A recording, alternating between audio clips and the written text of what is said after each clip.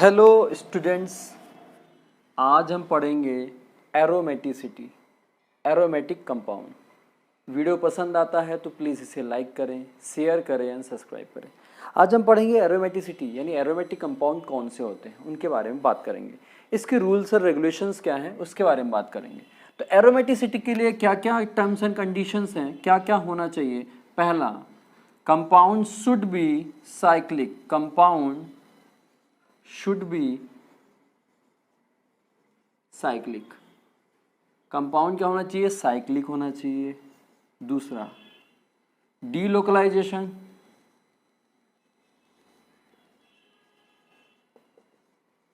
Must be present.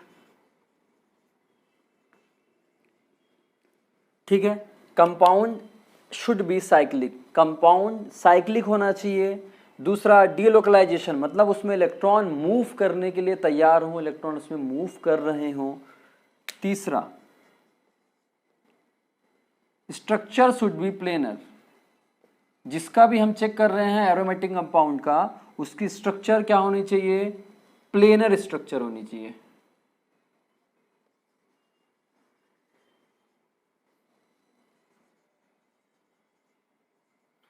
Structure should be planar means planar के लिए क्या होना चाहिए भैया, sp2 हाइब्रिडाइज्ड होना चाहिए, sp2 उसका हाइब्रिडाइजेशन होना चाहिए। मैंने आपको बताया है इसका शॉर्टकट भी sp2 हाइब्रिडाइजेशन निकालने का, मेरे पहली वीडियोस में आप देख सकते हैं प्लेलिस्ट में जाके।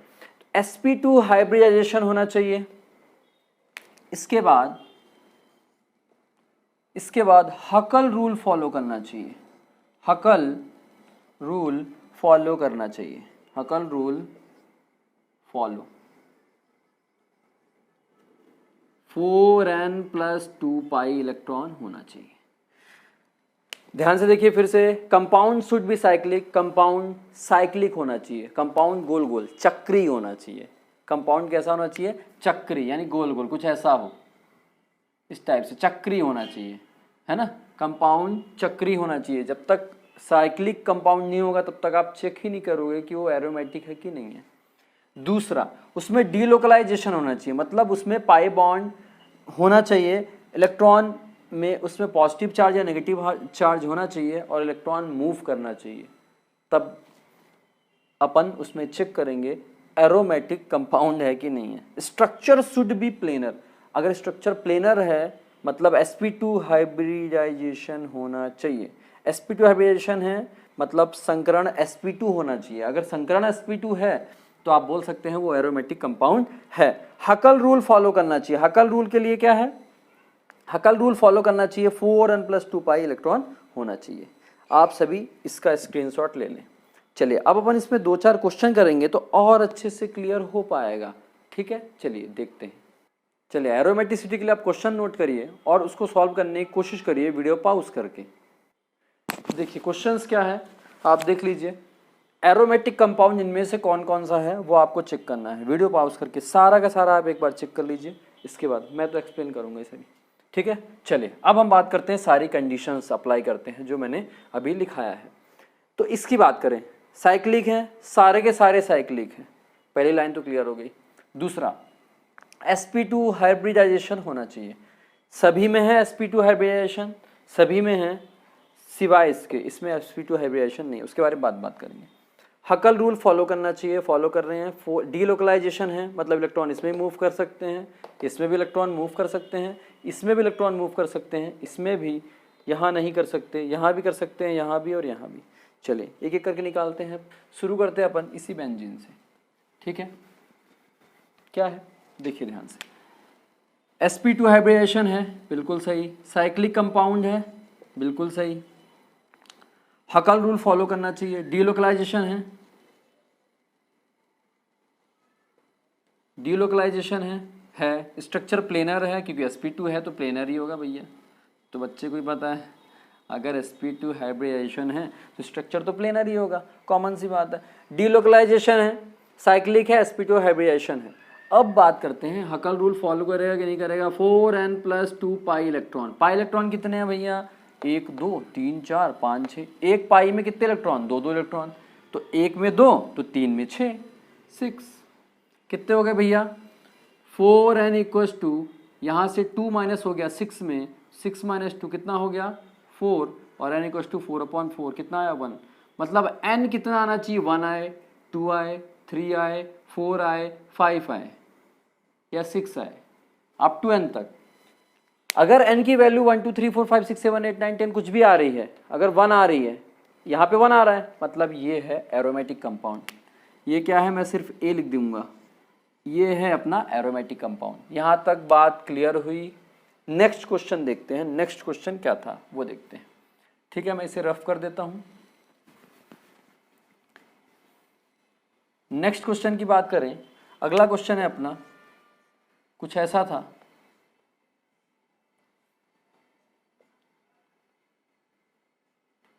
माइनस। अब यहां भी वही कंडीशन अप्लाई, sp2 हाइब्रिडेशन है, साइक्लिक कंपाउंड है, डीलोकलाइजेशन है,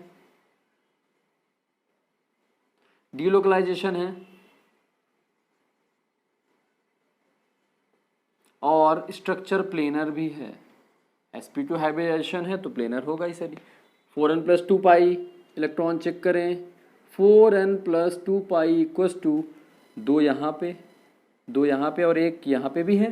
ये भी रिंग के अंदर जाएगा, जब ये भी रिंग के अंदर जाएगा तो कितने हो गए? 2 4 6 6, ये हो गया 4n इक्वल्स टू 4 भैया 6 माइनस 2 कितने हो गया?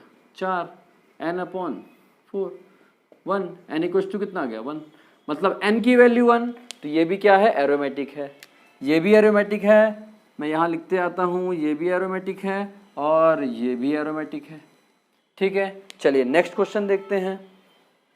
आई होप इतना क्लियर हुआ होगा। नेक्स्ट क्वेश्चन देखिए अपन।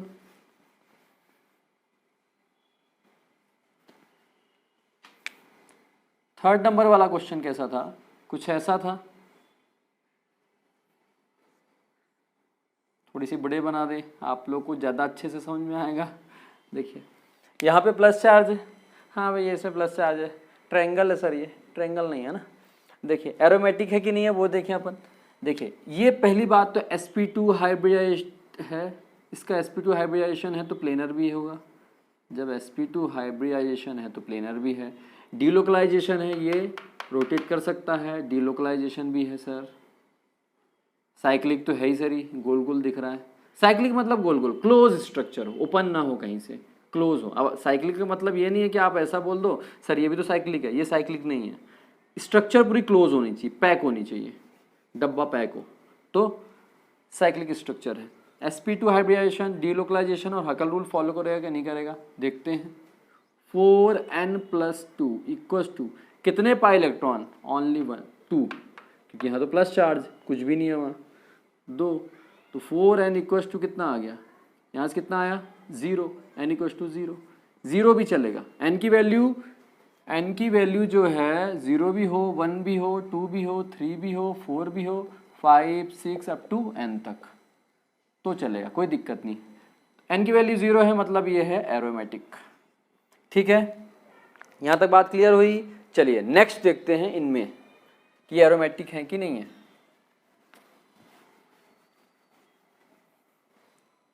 पहला रूल, इस वाले की बात करें, वो तीनों एरोमेटिक आ गए थे। इस वाले की बात करें, यहाँ पे sp2 हाइब्रिडाइजेशन है, बिल्कुल है, प्लेनर स्ट्रक्चर भी है, डीलोकलाइजेशन भी है। डीलोकलाइजेशन में इलेक्ट्रॉन अंदर जा सकते हैं, इसके इलेक्ट्रॉन अंदर जा सकते हैं, ये भी जा सकता है अंदर, डीलोकलाइजेशन भी है, प्लेनर भी है, स्ट्रक्चर साइक्लिक तो दिख ही रहा है, डब्बा पैक है, साइक्लिक स्ट्रक्चर भी है, स्ट्रक्चर साइक्लिक है। अब अपन बात करेंगे 4n + 2 रूल वाला, 4n + 2 रूल, इसके लिए ना 4th नंबर के लिए 4n + 2 इक्वल्स टू कितने इलेक्ट्रॉन है भैया? 2 2 4 2 6, भाई ये दोनों भी अंदर जाएंगे यार, ये दोनों भी अंदर जाएंगे तो होगा क्या? 6। तो 4n इक्वल्स टू कितना? 6 - 2, 4n equals to 4, n equals to 1। मतलब मैं कह सकता हूँ n इक्वल्स टू 1 आया, ये भी कौन है? एरोमेटिक कंपाउंड है, it is also aromatic compound. इसके बारे में बात करें 5th नंबर की, ध्यान से देखते हैं। 5th नंबर वाले की बात करते हैं, 5th नंबर वाले की, 5वें की बात करें, 5th नंबर वाले की बात कर रहे हैं। पहला ये स्ट्रक्चर साइक्लिक है, बिल्कुल है, ठीक है। डीलोकलाइजेशन नहीं है, यहाँ पे sp3 हाइब्रिडाइजेशन है और स्ट्रक्चर प्लेनर भी नहीं है। जब sp3 हाइब्रिडाइजेशन है तो स्ट्रक्चर प्लेनर नहीं है, तो ये तो एरोमेटिक है ही नहीं, ये एंटी एरोमेटिक है, सॉरी नॉन एरोमेटिक है ये, ठीक है। चलिए आगे बात करते हैं, नॉन एरोमेटिक जब पढ़ेंगे तो ज़्यादा अच्छे से क्लियर हो पाएगा। नेक्स्ट देखते हैं अपन, यहाँ तक की तो बात खत्म हो गई। अब 6 नंबर को देखें, 6 नंबर की बात करें, sp2 हाइब्रिडाइजेशन है, स्ट्रक्चर साइक्लिक भी है, डीलोकलाइजेशन भी है,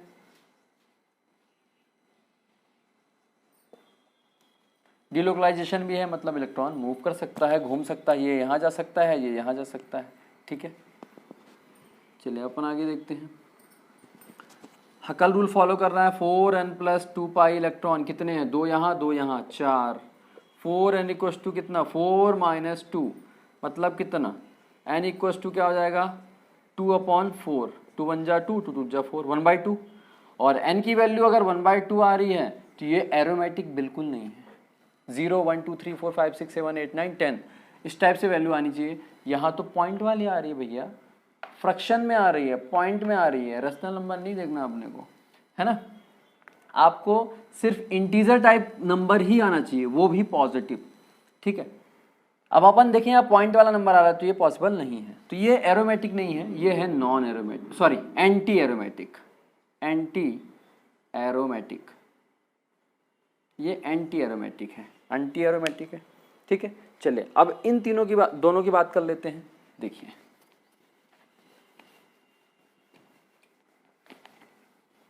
इन दोनों की बात करें, 7th वाले की बात करें, स्ट्रक्चर साइक्लिक है, बिल्कुल है, डीलोकलाइजेशन है, बिल्कुल है, sp2 हाइब्रिडाइजेशन है तो प्लेनर भी है, प्लेनर है तो क्या 4n+2 पाई फॉलो करेगा, देखते हैं कितने pi electron, only 2 pi electron है इसमें तो 4, ठीक है। यहाँ पे 4n equals to 4 - 2 4n, n equals to हो जाएगा 2/4, यहाँ भी 1/2, ये भी क्या है anti aromatic, anti aromatic structure है, ये भी एंटी एरोमेटिक है, ये वाला भी। इसके बारे में बात कर लेते हैं 8th नंबर वाले की। 8th नंबर में क्या है, ध्यान से देखिए, यहाँ पे देखें तो क्या क्या है, स्ट्रक्चर साइक्लिक है, बिल्कुल है, स्ट्रक्चर साइक्लिक है, डीलोकलाइजेशन है, बिल्कुल है, sp2 हाइब्रिडाइजेशन है, प्लेनर भी है, अगर sp2 हाइब्रिडाइजेशन है तो प्लेनर भी है, कुछ एक्सेप्शन भी है, मैं बताऊंगा आपको बाद में चल के जब क्वेश्चन आएंगे। तो यहाँ पे 4n+2 pi equals to 4 electron भैया, 2 इसके 2 इसके 4, कितना आया 4n इक्वस टू 4 - 2, तो 4n इक्वस टू 2/4, तो n इक्वस टू 1/2, ये भी क्या है एंटी एरोमेटिक, ये भी क्या है एंटी एरोमेटिक कंपाउंड, ठीक है। आप सभी को मैं होमवर्क के तौर पर और भी क्वेश्चन दूंगा, उसे सॉल्व करिए, फिर बताइए कितना समझ में आया कितना नहीं। चलिए देखते हैं। देखिए ये क्वेश्चन है, आपको बताना है कौन सा एरोमेटिक कंपाउंड है कौन सा नहीं है, ठीक है। ये आपके लिए होमवर्क है, नेक्स्ट लेक्चर में इसको सॉल्व कराऊंगा। अब हम पढ़ेंगे एंटी एरोमेटिक कैसे चेक करते हैं वो देखेंगे। ध्यान से देखिए भैया, एंटी एरोमेटिक वाला टॉपिक। अब अपन चेक करेंगे एंटी एरोमेटिक कंपाउंड कौन से होते हैं, ठीक है। एरोमेटिक हमने सीख लिया, अब एंटी एरोमेटिक देखेंगे, बहुत इजी है, बहुत इजी है। इसके टर्म्स एंड कंडीशन क्या है, पहला सेम वही वाला है, साइक्लिक स्ट्रक्चर हो, साइक्लिक स्ट्रक्चर होना चाहिए पहला। दूसरा sp2 हाइब्रिडाइजेशन, sp2 हाइब्रिडाइजेशन मतलब क्या हो, स्ट्रक्चर प्लेनर होना चाहिए, sp2 हाइब्रिडाइजेशन है तो प्लेनर तो है ही सही। तीसरे की बात करें डीलोकलाइजेशन होना चाहिए, should be delocalisation electron present, should be present delocalisation electron, ठीक है। 4th नंबर हकल रूल फॉलो करना चाहिए, हकल्स रूल फॉलो करना चाहिए। कौन सा वाला? 4n पाई, 4n पाई इलेक्ट्रॉन अपने को चेक करना है इसमें, 4n पाई इलेक्ट्रॉन। ठीक है, जब इसके क्वेश्चन करेंगे ज़्यादा अच्छे से क्लियर हो पाएगा। हकल रूल के तीनों रूल फॉलो करेगा, बस 4n+2 की जगह 4n पाई इलेक्ट्रॉन वाला रूल फॉलो करेगा। चलिए अब हम इस पे क्वेश्चंस करते हैं। पहला साइक्लिक गोल गोल हो, वो तो पुराना वाला ही है। sp2 हाइब्रिडेशन हो, प्लेनर हो, ठीक है। sp2 संकरण हो, कैसा हो? प्लेनर हो या त्रिकोणीय हो जिसको बोलते हैं। डिलोकलाइजेशन हो मतलब इलेक्ट्रॉन घूम सके, और हकल रूल में 4n+2 इलेक्ट्रॉन वाला रूल फॉलो करे। चलिए अब करते हैं अपन क्वेश्चंस इस पे। ये तीनों क्वेश्चन है, इसको आप पाउस करके सॉल्व कर सकते हैं। देखिए पहला, स्ट्रक्चर तीनों साइक्लिक है, पहला तो साइक्लिक वाला है, तीनों साइक्लिक स्ट्रक्चर है। दूसरा क्या है? sp2 हाइब्रिडेशन तीनों में है, प्लेनर स्ट्रक्चर है। तीसरे की बात करें डीलोकल, ये अपन तीन कंडीशन देख लिए, साइक्लिक स्ट्रक्चर हो, sp2 हाइब्रिडेशन हो, डीलोकलाइजेशन हो। ठीक है, आप चेक करते हैं 4n equals to 4 electron, anti aromatic अपन चेक कर रहे हैं, तो कितने इलेक्ट्रॉन है भैया? 4, तो n इक्वल्स टू कितना हो जाएगा? 1। ये क्या है? एंटी एरोमेटिक कंपाउंड है ये। इस वाले की बात करें, इस वाले की बात करें, सेकंड वाले की, सेकंड वाले में क्या है?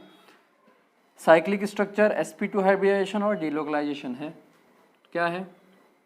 4n इक्वल्स टू 4 इलेक्ट्रॉन, देखिए 2 और 2 4, n इक्वल्स टू 1। ये भी क्या है? Anti aromatic. ये भी क्या है? Anti aromatic compound. ठीक है, इस वाले की बात करें, थर्ड नंबर की, तो यहाँ 4n इक्वल्स टू 4 इलेक्ट्रॉन यहाँ भी है, 2 यहाँ पे माइनस, और क्योंकि ये अंदर जाएंगे इलेक्ट्रॉन, 2 यहाँ और 2 यहाँ, 4, n इक्वल्स टू 1। ये भी क्या है? Anti aromatic.